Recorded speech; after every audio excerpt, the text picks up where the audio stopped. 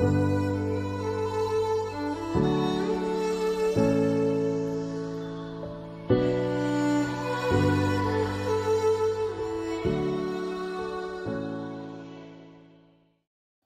ose se faire respecter lorsqu'on a une confiance en soi suffisamment assise, suffisamment solide. Et cette confiance en soi, elle ne vient pas de nulle part, comme ça. Elle peut être factice, mais en fait, il n'y a rien derrière. Et ça, les personnes toxiques, les personnes qui abusent, savent très très bien le repérer. Pour avoir une confiance en soi solide, il faut d'abord s'estimer, trouver qu'on a de la valeur. C'est ça l'estime de soi. Et puis s'aimer. C'est-à-dire se dire, moi je m'aime bien, je me trouve bien. Si j'étais quelqu'un d'autre, je trouverais que je suis quelqu'un de bien. Et donc je m'aime bien. L'estime de soi, l'amour de soi, la confiance en soi forment un cercle vertueux. Elles se renforcent les unes les autres.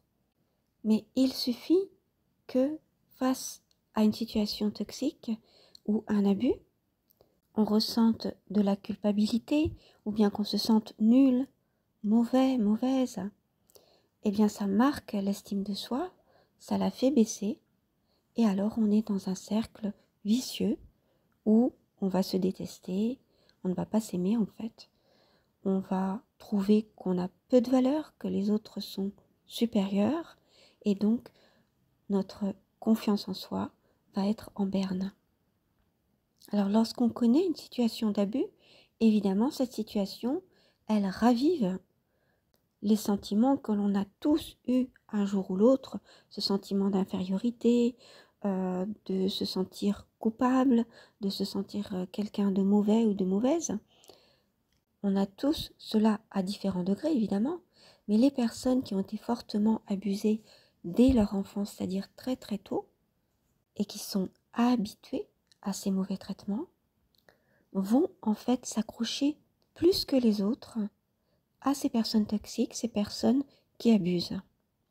Alors elles s'accrochent à ces personnes abusives, pourquoi? Parce que ça leur donne une fausse idée de sécurité, puisque c'est ce qu'elles ont toujours connu.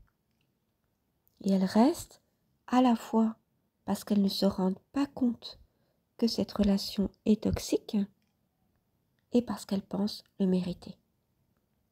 Si cela vous parle, c'est que vous avez été traumatisé depuis votre tendre enfance. Dans ce genre de traumatisme complexe, il est absolument essentiel de prendre soin de son estime de soi, de se découvrir pour cela et de bien se connaître. Parce que souvent, on s'est laissé définir par les personnes qui nous ont abusés dans notre enfance, en nous disant « tu es comme ci, tu es comme ça », et on ne sait pas finalement qui on est.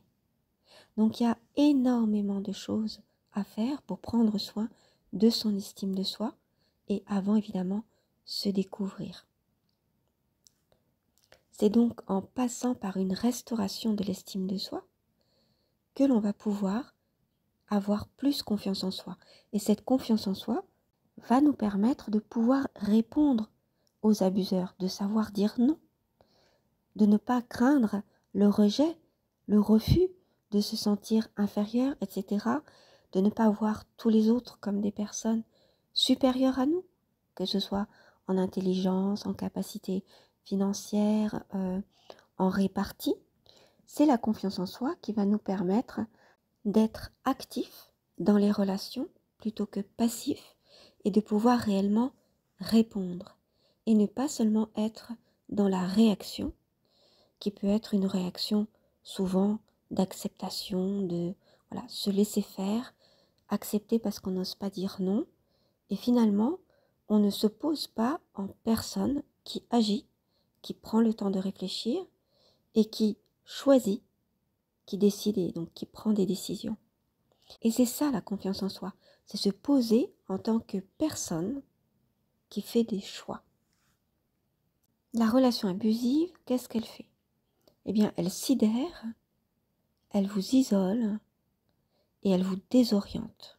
Donc, il y a des choses à faire pour sortir de la sidération, sortir de l'isolement et se réorienter pour retrouver et créer ses propres repères. Alors pour sortir de la sidération, eh bien on peut distraire son esprit parce qu'il s'agit de couper avec un certain blocage, avec des ruminations qui tournent en boucle où on ne trouve pas la sortie. Et pour cela, eh bien, on peut se mettre à rire, regarder par exemple des spectacles qui vous font rire, écouter des blagues, des films humoristiques. Par exemple, ça peut être un bon déclic, parce qu'il s'agit de provoquer un déclic. C'est ce déclic qui permettra de reprendre les rênes, parce que quand on est dans la sidération, l'esprit est bloqué. Donc, pour débloquer les choses, rien de mieux qu'un déclic. Alors, je parle du rire, mais il y a aussi d'autres émotions, des émotions assez explosives. Donc, le rire, c'en est une, mais il y a aussi la colère, par exemple, les pleurs, l'effondrement. Il s'agit en fait de remettre la machine en marche, et pour cela, un déclic par des émotions comme le rire, la colère, fonctionne très très bien. Il y a aussi une mise en mouvement à faire, physique, puisque le corps, vous savez, on revient au corps, le corps sait mieux que vous, l'esprit il reste englué dans son mental comme ça, il peut être paralysé par ses émotions qu'il ne comprend pas forcément. Donc la mise en mouvement du corps physique peut aussi aider à sortir de la sidération. Donc vous allez sortir, courir, faire du sport, évidemment pas aller dans la performance, etc., mais pour sentir votre corps. Parce que quand on est dans la sidération, l'esprit est dans le mental et le corps est anesthésié. Donc, sortir de tout ça en respirant, en courant, faire des massages aussi pour remettre le corps en mouvement, pour sentir les contours de son corps, parce qu'on peut être aussi anesthésié par cette sidération. Les soins du corps, en même temps que le sport, sont très importants pour sortir de cette sidération. Donc on sort de tout ça par le corps ou une émotion qui éclate, qui provoque un déclic, et par la mise en mouvement. On peut aussi avoir un déclic en faisant quelque chose qu'on n'a pas l'habitude de faire. Ça peut être quelque chose d'inattendu, donc n'hésitez pas à vous laisser surprendre par une sortie entre amis, dans la famille, faire quelque chose que vous n'avez pas du tout l'habitude de faire, qui vous surprend, même si c'est difficile de faire le premier pas. Peut-être être dans un environnement complètement différent.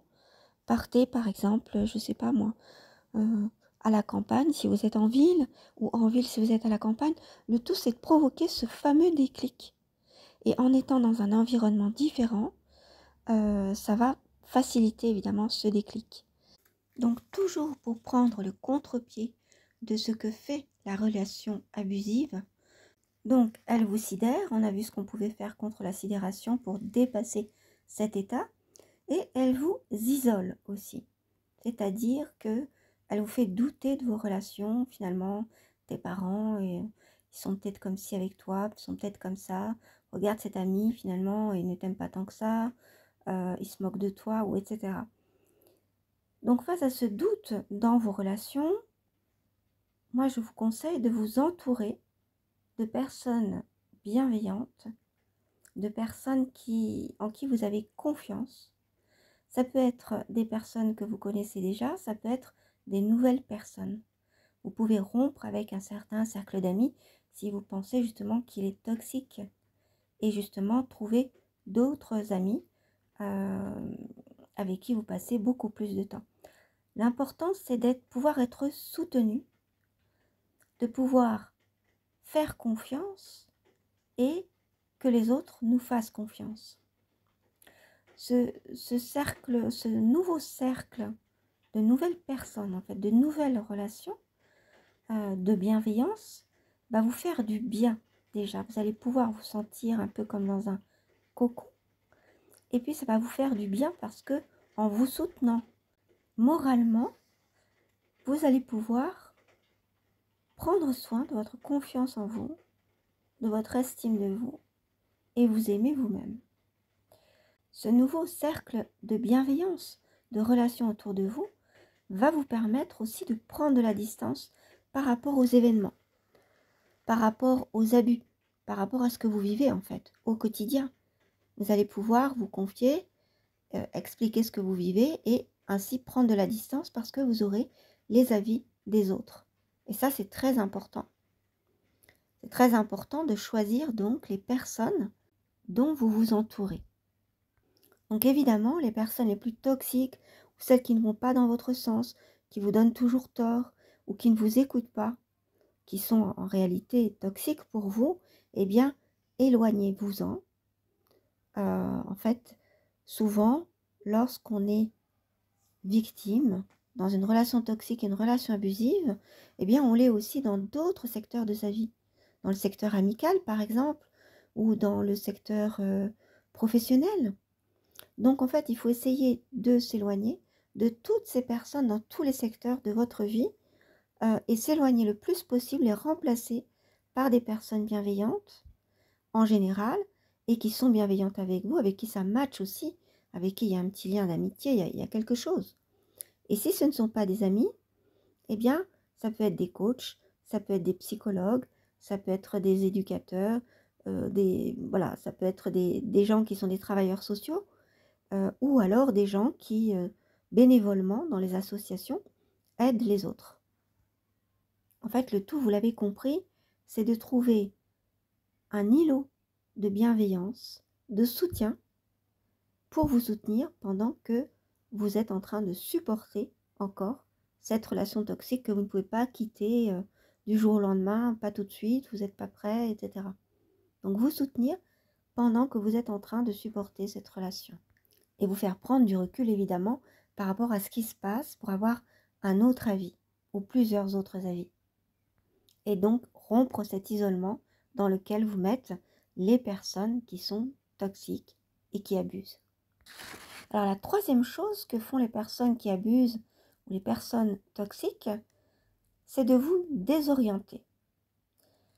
On voit souvent que ces personnes-là essaient de vous couper de vos repères spatio-temporels. Donc on voit beaucoup de personnes qui sont des abuseurs, qui essaient de faire en sorte que vous n'ayez plus vos rythmes de sommeil, vos rythmes pour manger à telle heure, etc. Bien vous reposer, bien faire du sport, pouvoir maîtriser votre temps.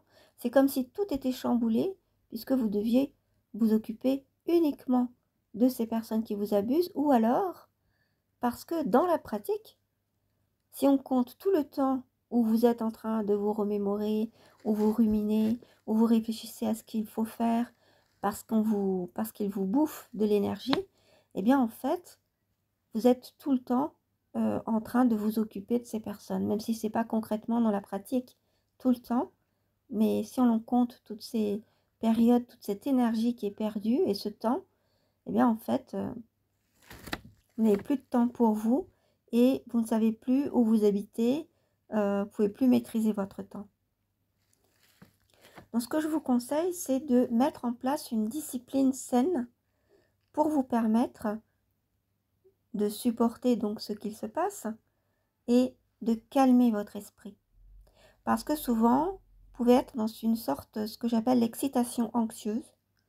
C'est-à-dire que cette personne qui abuse de vous, généralement, elle le fait d'une manière passionnelle ou d'une manière intense en tout cas, qui fait que vous êtes galvanisé, enthousiasmé ou obligé de rentrer dans ce cercle d'excitation, dans ce cycle même, je dirais, d'excitation qui est en même temps anxieuse. Pourquoi? Parce que vous avez peur des réactions, parce qu'en fait, vous êtes centré sur comment va réagir cette personne et plus sur vos propres réactions. Donc, ce qu'il faut faire, c'est absolument calmer votre esprit au jour le jour et sur le long terme. Et pour cela, eh bien, la méditation, c'est pas mal parce que ça vous permet de revenir au corps, de calmer l'esprit, de vous recentrer sur vous-même, puisque lorsqu'on est dans une relation abusive ou toxique, on est centré sur l'autre. Ce que va penser l'autre, ce qu'il va dire, qu'est-ce qu'il fait, qu'est-ce qu'il pense, par rapport à qu'est-ce que moi je pense, qu'est-ce que je vais faire, qu'est-ce que je décide, qu'est-ce que mon cœur choisit de faire. On est coupé de notre cœur, de notre même de notre de nos capacités mentales. Et ces capacités, eh bien, elles sont utilisées, exploitées pour d'autres choses que pour s'occuper de vivre sa vie et faire ses propres choix. Donc toutes ces disciplines comme le yoga, la sophrologie, la méditation, tout ça va vous permettre de vous recentrer, de prendre du recul, d'avoir des moments dans la journée ou dans la semaine où vous vous recentrez sur vous-même et surtout, en vous recentrant, vous prenez du recul sur ce que vous vivez au quotidien qui est toxique, qui est abusif.